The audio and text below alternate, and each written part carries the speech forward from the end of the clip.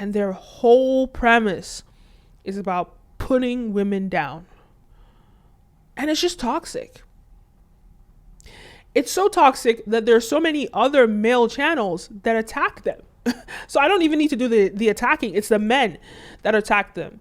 And it's because, like, when you look at these things that they promote these patriarchal or white supremacist standards for patriarchy, especially the black ones that do it and don't understand the roots of, patriarchy, and the fact that even the white people that created patriarchy and, support patriarchal structures are not patriarchal in their homes.